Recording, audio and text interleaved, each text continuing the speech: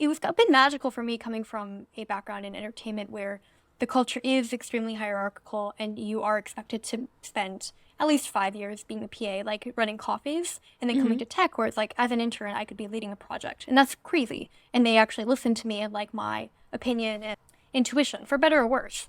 But I think that it definitely, for a while, until I had more like reps under my belt of projects I could point at and be like, hey, I did that actually. I'm not an imposter.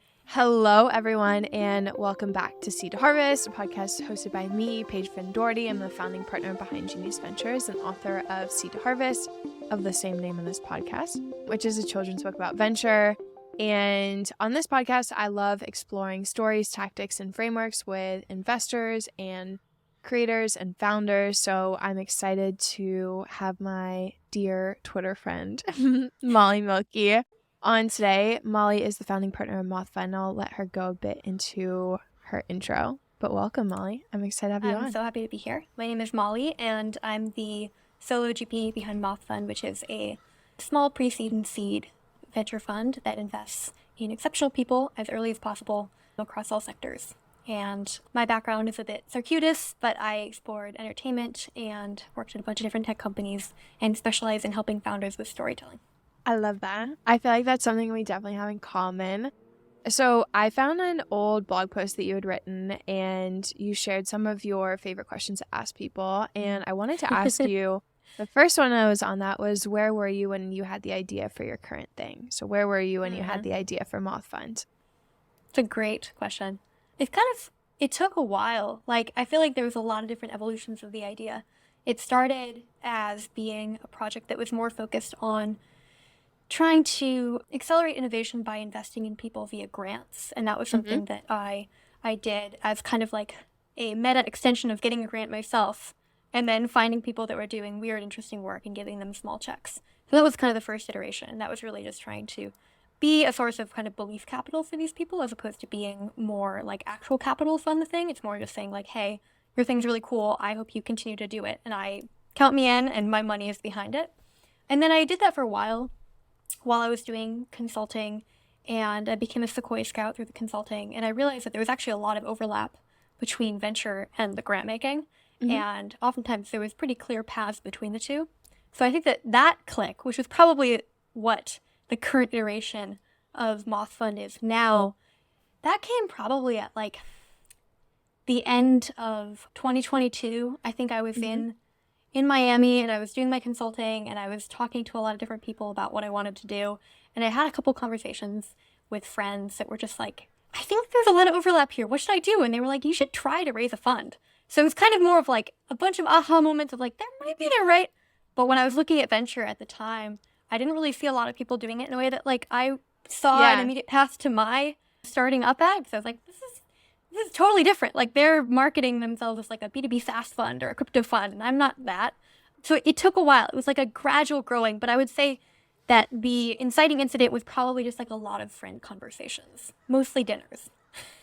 Okay, wait, there's so many points that I want to like dig out of that answer. I think one of the things I'd love to start with is, as you thought through, I think when we connected, so for context for our listeners, we connected when Molly posted this. I honestly laughed when I read it. It was a study from, I think, University of Virginia or something like that.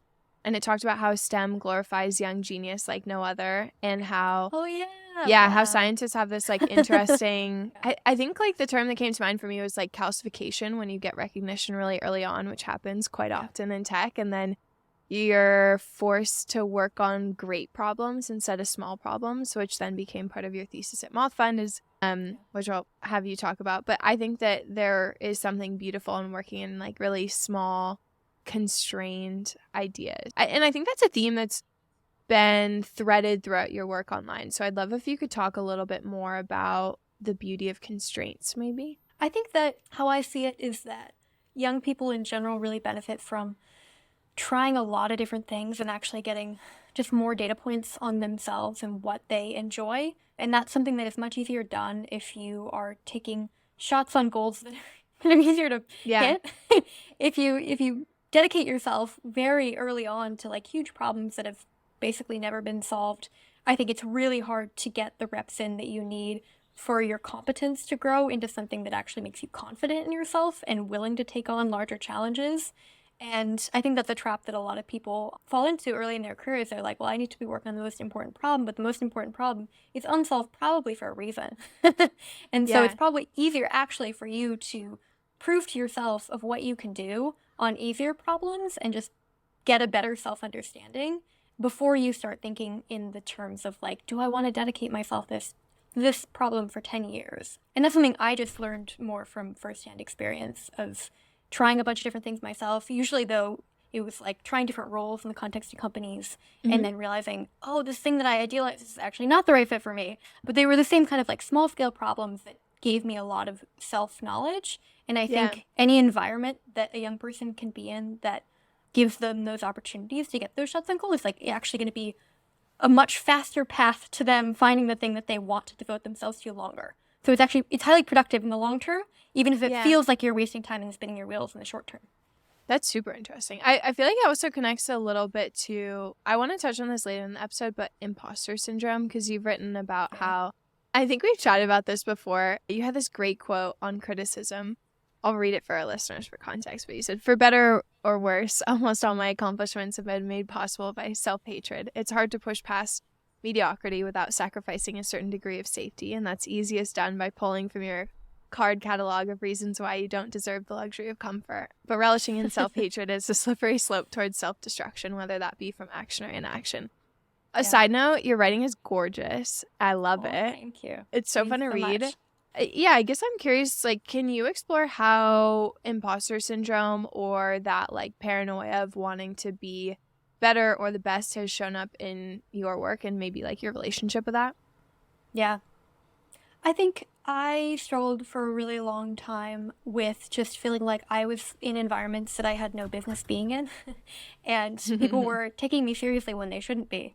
And I think that it was a bit magical for me coming from a background in entertainment where the culture is extremely hierarchical and you are expected to spend at least 5 years being a PA, like running coffees, and then coming to tech where it's like, as an intern, I could be leading a project. And that's crazy. And they actually listen to me and like my opinion and intuition, for better or worse. But I think that it definitely, for a while, until I had more like reps under my belt of projects I could point at and be like, hey, I did that actually. I'm not an imposter. I really, I would cry sometimes. I'd just be like, I'm not up for this. I don't know the right answer. I don't want to seem stupid. But I think that it just got better. Like, it's really just something you have to get through. I think that there was a certain point after I started doing the consulting where I was like, actually, like, I think I've proven it enough to myself that this is a skill that I can do. And it was more the, like, helping founders with storytelling related projects and kind of figuring out the brand and, like, ways to attract top talent.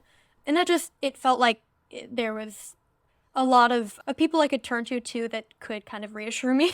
Yeah, definitely. that I had done it. But I think I also, after that, I got a bit more stagnant. And I was like, that's actually just, like, not enough. Like, this doesn't actually feel like a real competency. It feels like something that was actually more just handed to me because of my background and the relationships I've built. But it isn't, like, a really strong competency that I feel really proud of. And so I got hungry to, like, prove myself in larger ways, like, take bigger risks. And that's actually what led me to, like, consider a bunch of different ideas of what I want to do. And of the ones I tried, being an investor was the one that was kind of a sleeper hit that I really, really enjoyed and kind of checked all the boxes for me. And it also, the process of fundraising has been like, incredible for my imposter syndrome, like absolutely amazing. Because I didn't realize it, but the like single thing that I needed most was just like high volume rejection. Yeah, high volume rejection does wonders. You're like, yeah, it's amazing. Like a bunch of people like don't line up or don't get it, or what like you're like, cool, and then every rejection after that just becomes like one on a stack of many. And it really doesn't hurt. Like, no, you just realize it's a numbers game. Okay, it hurts sometimes. A lot of reflections too on like, I think when I was fundraising, I went to the people that I like kind of admired most first to ask them. And that was a huge mistake. I should have asked first the people that I actually just didn't care what they thought, because then it would have hurt way less. It took me longer to fundraise because I didn't like prioritize well. And I took it to heart when people were like, you shouldn't do this. Like, venture is not the right thing for a young person. And then I just had to prove to myself by doing it that I was like, actually, they're wrong. Even if I really respect them and they are amazing people and I'm lucky to have them in my corner, like, they were actually wrong and they don't have a vested interest in my long-term success. So Yeah. they actually shouldn't have any say. So I got a little jaded, but I also think like that was really good to learn. Yeah. A little jade, arguably It goes can a be long good. way. A little bit of spite, just a tiny little crumb. bit. Highly motivating. Yeah. So tell me more about some of the areas that you're super excited about investing in, or where have you been exploring recently? So I made my first fund generalist by design because I really wanted to give myself a lot of freedom to see what the patterns emerge from my investing of like, what do I actually like it to invest in beyond just being like, I'm a B2B SaaS fund or something like that. But proof is in the pudding. I usually like to invest in B2B SaaS. And more how the tables have turned. I know. Everyone could have predicted this too from like the companies I've worked at and consulted for. But I think that I'm much more interested in just amazing founders. And I do find that especially in the current market conditions, most of them are drawn to tackling problems that are a little bit more kind of in the area of B2B SaaS. It's like very clear how it's going to have a 10x return. But I think more specifically, I like vertical SaaS. I like fintech. I like future of work that is more kind of category creation angle as opposed to like incremental improvement, aka not notes apps. And I don't know, some other things too that are kind of, I like AI if it's more on the side of either aggressively vertical SaaS, basically augmented by AI, or if it's basically creating an entirely new category. Anything in the middle that's like infrastructure or, just like a kind of a quick way to make money, I'm not interested in. So that's kind of what I'm currently looking at. What are some of the most like compelling trends that you've seen in those areas that you've spent time? Anything that's really guiding like how you're thinking through them? In vertical SaaS, I think I always just look for what are the sectors and industries that haven't been yet penetrated by software and haven't had the effect of been like massively had the coordination and communication increased by the benefits there. So that's pretty straightforward. In fintech, I'm very interested in specifically the trend of like the huge, whatever it is, $68 trillion wealth transfer that's coming from like boomers to millennials and Gen Z. Things that are basically reinventing fintech for a younger audience because there is like a lot of more money movement there. And I think that new products could be built there. I'm not seeing a lot yet that is super compelling. I think that in future of work, again, I'm much more drawn to things that are much bigger swings at potentially like either regrouping how we think about work or media or being more kind of a vertical SaaS thing. Or they're like creating new paradigms of how we interface with computing. But anything that's just like, a better, Photoshop or something like that, I just don't see it. I think that this is a space that like so many tech companies have been founded in that it's very oversaturated at this point to be a bit glib. And then, in AI, again, just more category creation or vertical SaaS, basically. Yeah, that's super interesting. I feel like I spent a lot of time in vertical SaaS as well. And I don't know, like you said, I think there can be this like overwhelming narrative of like things have been done before and like like things have risen to the point of like such high level abstraction. But I feel like that's happened in very concentrated areas. And there's still like a lot of industries that have not had that transformation, like still very much pencil and paper. I'm curious what areas in verticalized SaaS are you looking at? Can you share? I look at a lot. I am like a little biased because of my background in entertainment that I get a lot of deal flow there and I am excited about anything that is like vertical SaaS for entertainment. I also look at just, basically anything that has proof that they've been operating on like pen and paper. I'm interested in.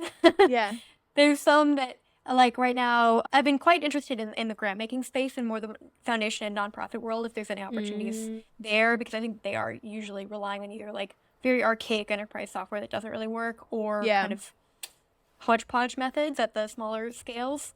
And you have like a lot of context for that I'd be curious to like, can you walk us through a bit of like what your process of applying for a grant looked like? Because I feel like on this podcast, I talk a lot about venture and that is a source of financing, but to venture is like a very small percentage of what actually ends up funding companies. So I'd be curious to understand from a first person perspective what the grant system looks like.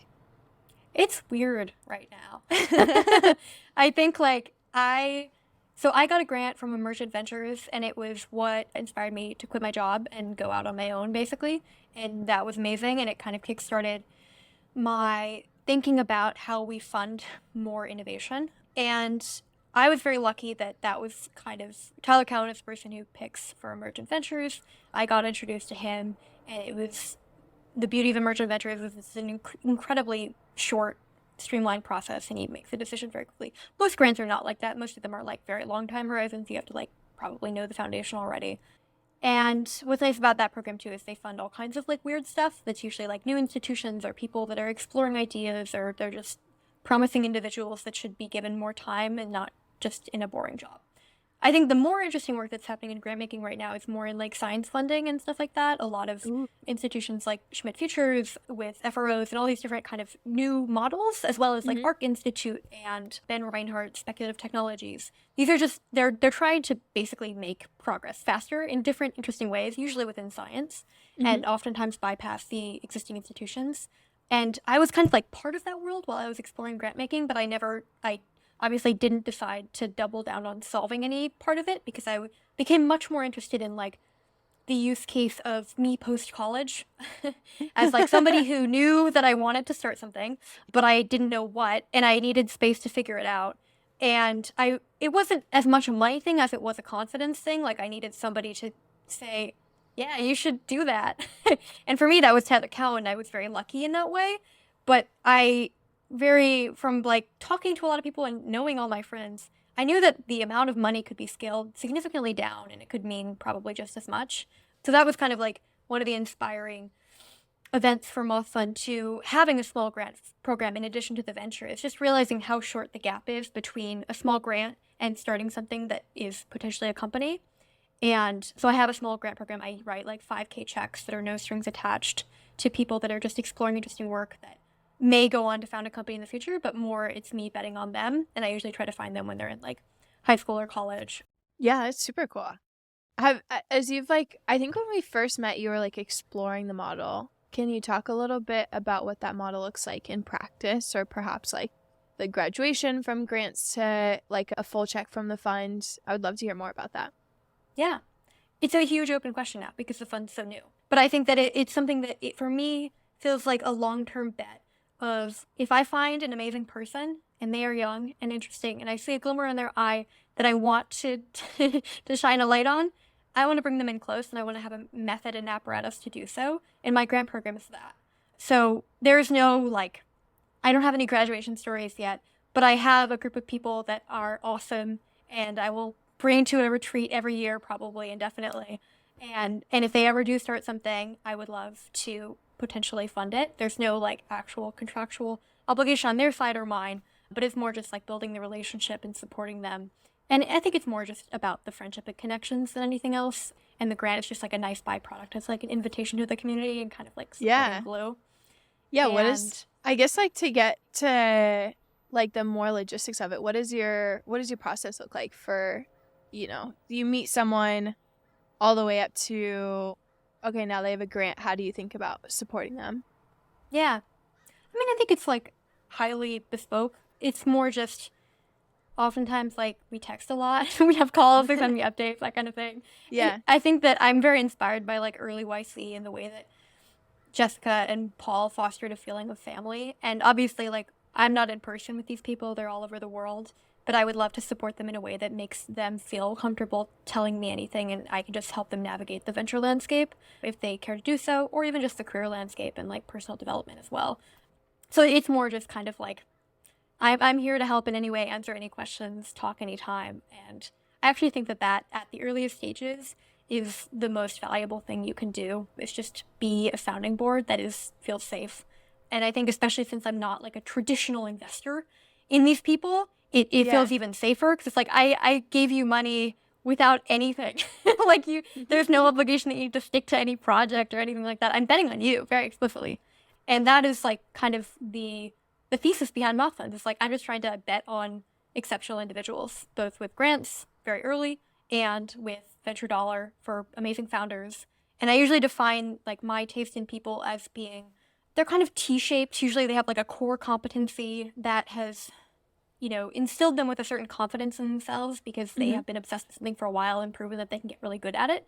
But then they also fuse that with, I like people that have more of an unconventional background. So maybe a little bit more multidisciplinary. They come from an uncommon area. And so that creates some more like generalist T-shaped formation. And I like that specifically because I think that they are usually much more creative in their approach to solving whatever thing that they're tackling.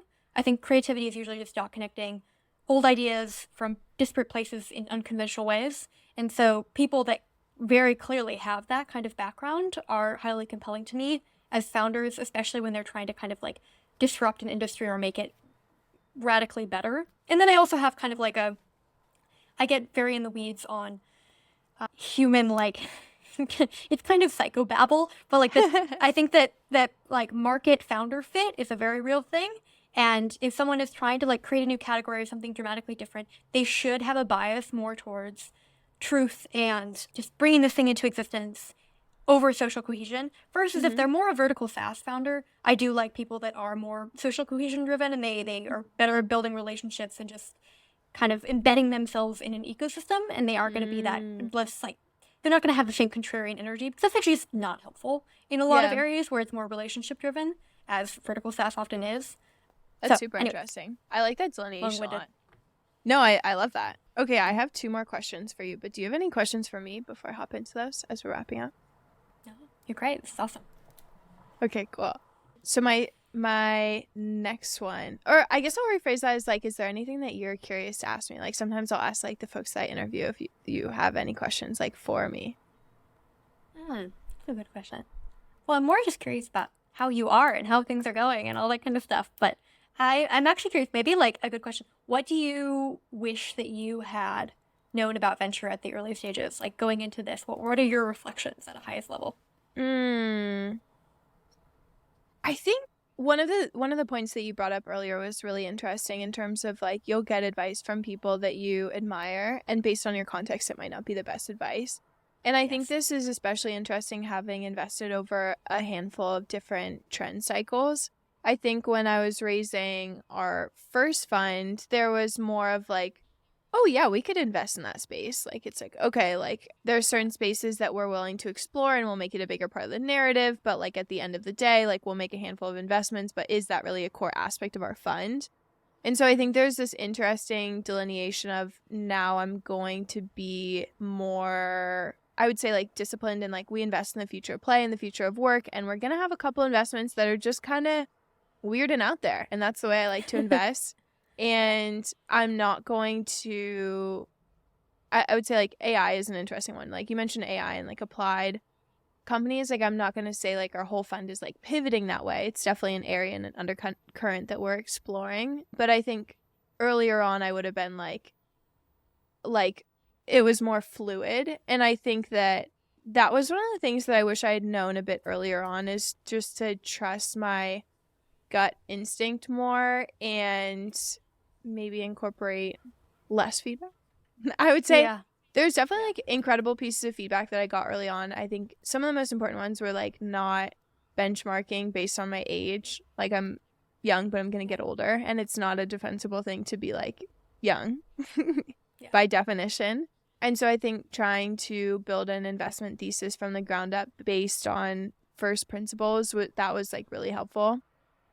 But I think from a thesis perspective, I think you and I share this, is like because we have a different perspective, we're going to see things that other people don't see, and we might not have the language for that yet. And so I think that if I could go back, I would tell myself to like be patient because the language will arise. I feel like that happened with generative AI. There was like 5 companies that we invested in that ended up being in generative AI, but there wasn't a words or language for that really when we made the investment. So I think the language will arise. Right about that. I really like that. Those are great reflections.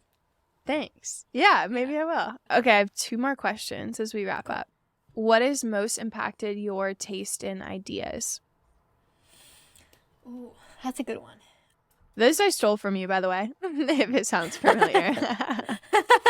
I'm complimenting my own question. Let's see. Good I one. think that there was a few like market points. One of them was when I went to college. I went to NYU and I studied film first, and I actually I liked my mandatory writing class way more than I liked my film classes. And they just had us write so many essays, and it was basically just like liberal arts education on how to write really good argumentative essays that were expository about the world and media and human beings.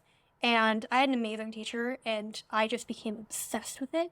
And I think that all the readings that he exposed me to in that class have had a huge impact on my worldview. I think that my favorite book came out of that class, and it's a book called Ways of Seeing by John Berger. And it's just basically about like kind of the meta of like how we see ourselves in the world and the lenses through which we kind of view reality and how they can be shifted. And I found that very interesting. I think it's a theme that I explore a lot in my writing, and it's also kind of just like how I interact at a meta level with founders. And plus I just try to understand like how they see the world and like create a mental model so that I can try to predict how they would deal with the inevitable things that might arise. And so I think that definitely had a huge impact on my taste and ideas, was just being in that class and being exposed to all these amazing authors and just writing a ton and realizing that it's just a repetition thing and you have to write all the time. And then I think another huge influence on my ideas was actually my first manager in tech when I worked at Figma. Her name is Bree Wolfson, and she's wonderful, and she started Wait, she was your first manager? Yeah, I was so That's lucky. so cool. She's amazing. But she definitely, like, I think we came from kind of similar liberal artsy-ish backgrounds and had similar taste in books and aesthetics and all that kind of stuff. And she gave me a lot of recommendations that really kind of became tentpoles of my understanding of the tech world. And they were often like hologram essays and all that kind of stuff. But she also, would throw in ones that were more kind of liberal artsy and stuff of that sort. And I think that kind of shaped my taste in how ideas can be packaged within tech. And it helped me like have a consulting practice in the future and all that kind of stuff where I kind of specialized in that kind of thing, where how do we make a talent brand project or something of that sort compelling both at an intellectual level and also at a heart level. So it's like moving both heart and mind. So I think that those were the two ones, but I'm sure I'll have a couple more in the coming years. And I feel like they're kind of like percolating in the background. Lots of the people that I work with now are really exceptional as well. I love that. In other words, the tent poles of your understanding are being built as you're learning. And the language will I like that. arise. The tent poles. Yeah, precisely. I love that. Okay, last question. Whose words echo for you? I have been reading Anna Karenina recently, so Tolstoy. But also, I think Tolstoy echoing. I feel like he echoes Tolstoy himself echoes. respectfully. He really does. He kind of like echoes on the page. Yeah, I was going to say he says like the same thing over. So I think it's like kind of has to echo for you. Yeah, it kind of does. But I think more at a mentor level, I think there's been a lot of people that have really kind of echoed in my brain long after our conversations ended. I think that Daniel Gross is one, and then I think for like writing, I think definitely Bree, as well as I had a writing coach for a time, and his name was Sasha, and his words definitely continue to echo in my brain. And yeah, lots of other areas, more like friendships as well. There's certain people that I just think are exceptionally wise, but they're kind of quiet ghosts. I love that. Well, Molly, thank you so much for joining us. I'll leave your socials down below so folks can follow you after. But I so enjoyed this. Thanks so much for coming on. Me too. Super, super fun. Special thank you to producer Riley Jennings and podcast editor Tate Doherty for your help on this episode. If you're listening and you'd like to connect with me, follow me on Twitter or LinkedIn, Paige Finn with 3 N's. Thanks again for listening. I really appreciate it. You can look out for new episodes every Monday at 5 p.m. PST. And if you'd like to learn more about the strategies and tactics of seasoned institutional investors and rising venture stars, check out our YouTube channel at Seed to Harvest. Also my TikTok channel is Seed to Harvest, where I post a lot of behind the scenes.